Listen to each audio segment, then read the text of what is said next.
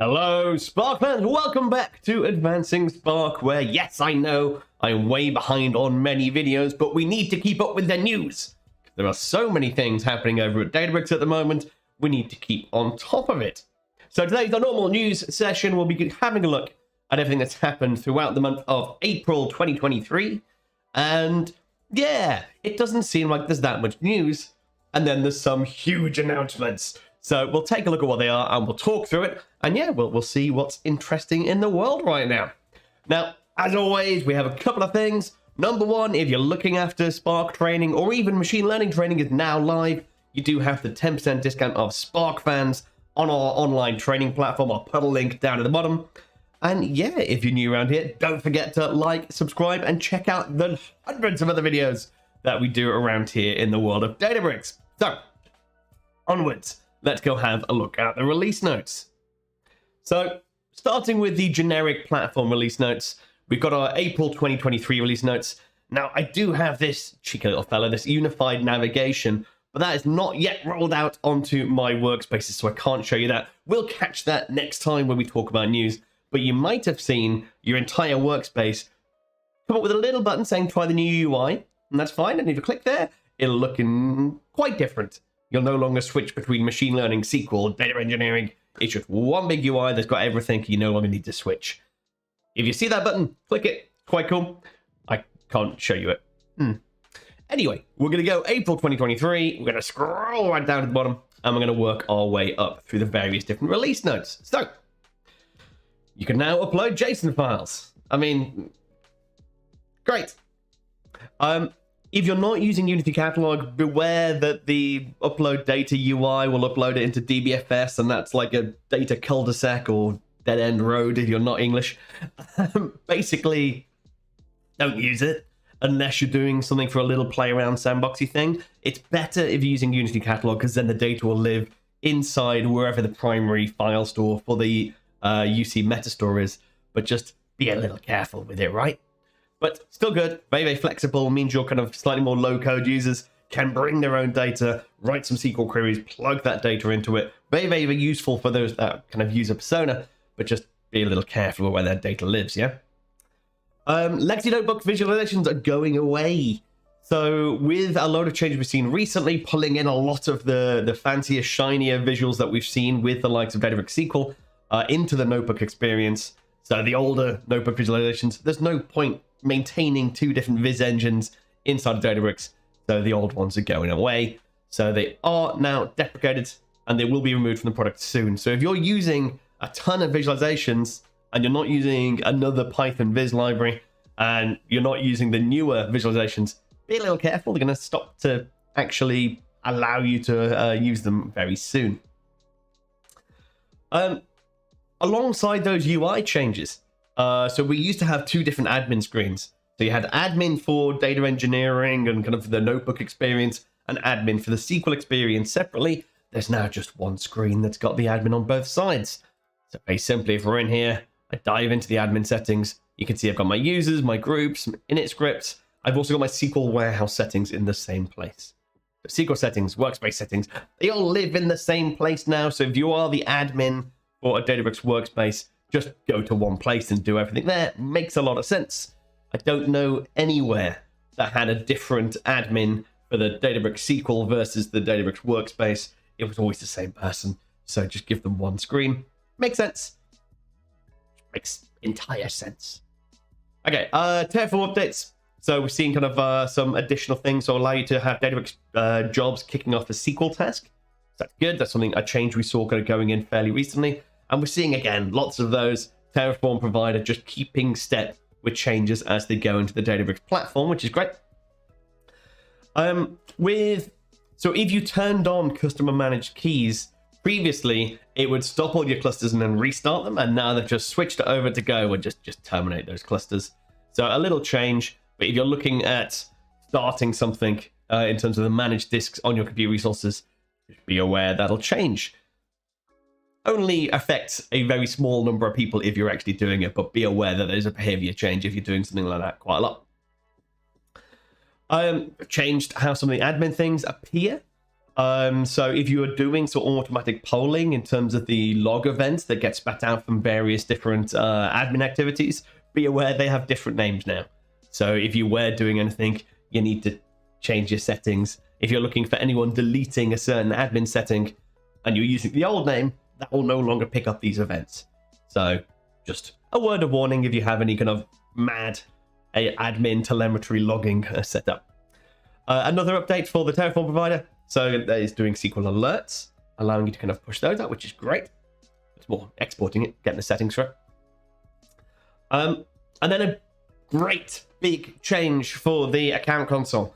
So there's always been people trying to get the Databricks environment to be as secure as possible. And it used to be the case that, well, you can make your data secure, but anyone can actually get into the Databricks control plane. Anyone can log into your workspace and then just try and use Active Directory. And then that got locked down. We can now IP restrict who can see the Databricks workspace, but they can still get to the account console and try and log in. And now that's allowing us to lock down as well. So we can now have IP access lists for the workspace and now for the account console when you're doing all your settings. Makes entire sense. Basically just getting this big whole pile of things stripped down. Databricks Runtime 13 is GA. Now, we talked about Runtime 13 in the last newscast. It was going into beta in the end of last month, and we're now seeing that going GA, which is great. There are loads of really nice little features in there, loads of things that just suddenly start working, including the new Ganglia metrics, which is really, really good. Not Ganglia metrics, the replacement of Ganglia, using the new metrics tab in clusters, which is really cool. We're seeing Databricks Connect v2 going into public preview. Now, this is a long overdue video. I've been promising I'll do a video about this for a long time. I might even do it this week. But essentially, Databricks Connect is our way of using something like PyCharm, VS Code, our own preferred local development environment, and then connecting to a Databricks Spark cluster and sending commands, running a notebook locally and running that on a Databricks cluster. Meaning we can use all of our favorite dev automation tools. We can use our dev workflow that we really want to do locally, but still use Databricks, our cloud-hosted Spark compute. But Databricks Connect was okay. We'd end up having to change a load of our code. There was bits that just didn't make sense. So what was announced last year at the Data AI Summit was this thing called Spark Connect. Now, Spark Connect is the open source flavor of this going into the actual Spark engine itself. So the open source Apache Spark package to allow you to do a similar thing, allow you to send essentially remote commands into the Spark engine, and Databricks Connect v2 is built around that with all the Databricks functionality then allowing you to do it. So we'll do a video about that soon, but essentially using VS Code extensions that are built around the new Databricks Connect v2, that is all enabled by this, which is now public preview, which is really cool. So there's lots of really nice stuff we can do with that. And we'll have a look at what you can do, stepping through cells inside the code, debugging things like an actual programmer. Just makes me happy. But we'll take a look at that. New Delta sharing stuff. So what used to be the case in Delta sharing is if you wanted to then say, well, actually, you've got access to this, you can be a recipient, there's a new provider. You kind of used to have very high-level Metastore admin privileges. So you had to be the big boss of your whole Metastore if you wanted to do any configuration of a Delta sharing object. Now they've added these ones saying, well, now you can use this share, you can use this recipient, you can use this provider. So actually you can delegate that down to someone. So the admin could set up the thing originally and then say, right, you're now in control of this Delta share. You can add and remove recipients from it. You can control their access, but that doesn't mean that you control everything else in the entire Metastore. So essentially just making security a little bit more granular, a little bit more controllable, and removing the need to give everybody the Metastore admin role, which makes a lot of sense. Good to see. This is, it's been a long time coming. We can now create an Azure Key Vault-backed secret scope using a service principal. Now, Key Vault-backed secret scopes have been this bizarre thing in Azure for a long time. So originally, you could only create it through the UI. So I'd go to the Databricks workspace, I'd have to type in a certain URL to get to a hidden page. There we go. We'd have to go to whatever our Databricks instance is, and then go hash secrets / create scope. In case sensitive as well. Now, we would have to go to that, and that will give us our create secret scope. And there we could create this Azure Key Vault-backed secret scope. And that was the only place you could do it. And by default, it was tied to the creator. And that's awkward. Now, a little while ago, they added the ability to do it via the CLI, which just makes so much more sense and means we can do it programmatically. But it was still tied to a user. There had to be a Databricks user who was actually providing that link into the Key Vault, which again isn't great if that person leaves, if they change role. All of that stuff just made it awkward, especially when that is the primary store of credentials that your workspace is using. So just to switch to say, oh, well, you can now do it using a service principal, and then that service principal is managed centrally, is managed through Active Directory, it can have key cycling, all of that good stuff just makes so much more sense. So that is great news for me. I'm happy bunny. Cluster scope init scripts can now be stored in workspace files. So we've seen some stuff with workspace files. That is when we have we saw Databricks repo files come in, where we were allowed arbitrary files, so Python files, text files, that kind of thing, are allowed in a Databricks repo, not just notebooks. And we saw a lot of functionality around that. Last month, I got it wrong. I was talking about files in repos. But last month, we saw that workspace files were going into preview.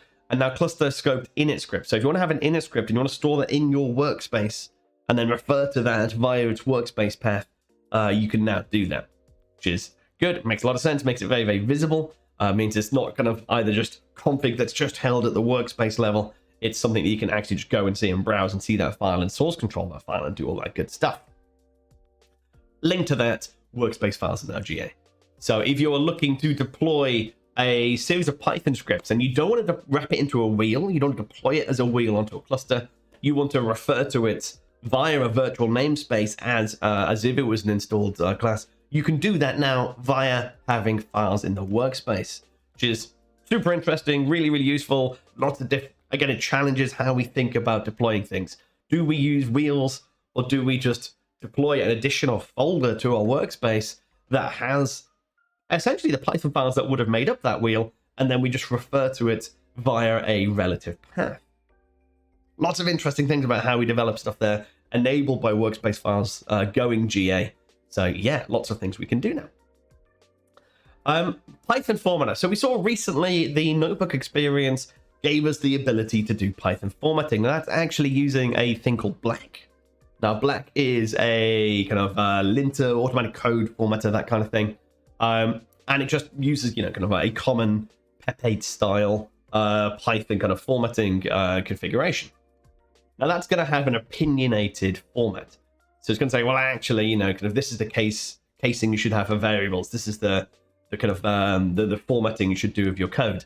And it has this default approach to it. Now, not everyone takes that as the default approach. What you can do with Black is give it a little configuration file and go, take all the defaults, except for this bit, it should be 2 spaces, not 4. For this bit, it should be, this is formatted, it should match this pattern. Essentially, you can override the defaults and set your own opinionated Python formatting. Now, we can do that. So it used to be baked into Databricks default, which click go, and it would go, well, this is the recommendations. Now we can include this little toml file, put the overrides in there, and apply that into our code.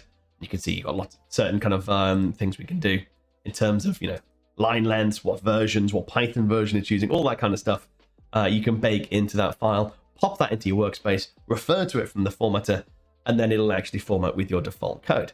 So if you were struggling previously because you had a different company standard for your Python formatting than the default out-of-the-box Black approach, you can now actually build that in, which is really cool. And then finally, in the platform release notes, we've got this thing called Databricks Marketplace. Now, Databricks Marketplace is essentially a data sharing platform built on top of Delta sharing. So essentially, you as a company can go, hey, this bit of data is really valuable. I want to share this with the world. And you can build that into Unity Catalog. You can build it into a Delta share. And then you can register that particular data set with Databricks Marketplace. And then as a user, I can go into my Databricks Workspace, I can browse around and go, oh, hey, that bit of data is really cool, register it, and then use it. And just automatically get access to that data. That makes entire sense from the freebie model. You can also monetize that. So data productization, data monetization, big hot topic, because people have got so much valuable, really interesting data that they can derive value from. They can sell. Other people would be willing to pay money to access that really valuable pre-built, pre-curated data source. That's what the data marketplace is. So the Databricks Marketplace now in preview, you'll see a little banner coming up inside your workspace to get hold of it and use it. But I'm going to do a separate video on that. So I'll do another video probably in about, no watch there, probably in about 10 minutes. I'll just do that video and get it out later today so we can talk about Databricks Marketplace. So that's all of our platform releases. There's a couple of other points I want to make. So we've got various different release notes now.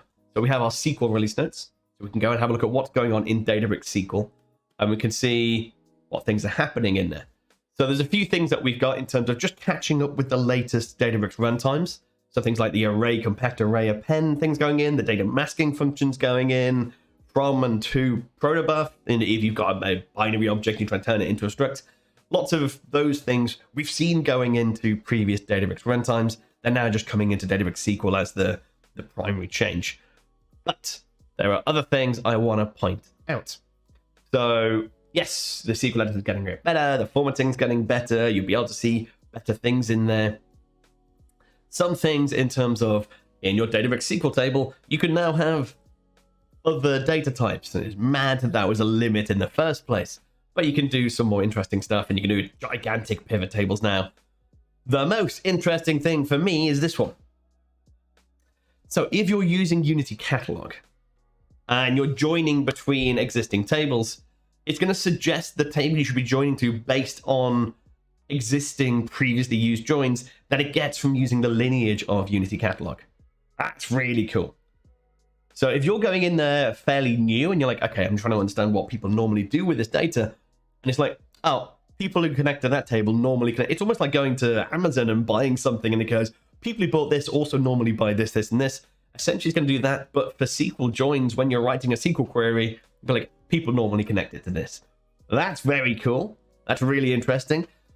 Would I have hated that back when I was doing lots and lots and lots of SQL things that people, I know what I'm doing, don't tell me what to do. Probably, but that's because I'm a very awkward developer. But yeah, really interesting seeing some of these things go in as we've now got that rich wealth of information inside Unity Catalog, just using it to power and improve and speed up people's queries. Makes a lot of sense. We're seeing some of the LLM generation queries go in, which is very, very cool. So your Databricks SQL users can now start doing things. Again, only in preview and only if you're on SQL Pro and serverless. And then there's some other changes that we've seen going on for a little bit longer ago. Just lots of interesting stuff going on there, which is very, very, very cool. And then on the other side of things, we've also got the DLT, the Delta Live Tables release notes. Grab one or two of the latest ones we've got in there. So what were we seeing? So a few different things. Define a catalog where your pipeline will persist tables. That's always good because Unity Catalog is in public preview. Now, honestly, this has been the biggest blocker in terms of using Delta Live Tables with clients. If you can't use Unity Catalog with Delta Live Tables, it makes no sense. Unity Catalog is very much the direction that that Databricks have said they're going. That is their default security model. It's the default approach for managing access and governance. They're adding so many new features in and saying, oh, but only if you're using Unity Catalog. Databricks Marketplace doesn't work if it's not Unity Catalog enabled. So this has been a big old blocker in terms of people going, you want Unity Catalog? Cool, you can't have DLT. Using Delta Live Tables, you can't have Unity Catalog. This is a really, really important release. So the fact that this is now in public preview is huge. So we're going to see a huge amount of good things about that. That is really, really cool. So we can pick an existing catalog inside Unity catalog where it actually gets done. That's the main thing for me here. So there's lots of other bits and pieces in here, which is really cool. We'll have a bit of a DLT update kind of video soon. This is another one that was, actually, no, it's not even that one. I think it was the previous release notes that I wanted to point out, which is this one. There we go. So the other thing about Delta Live Tables is scale. How many different notebooks can you have?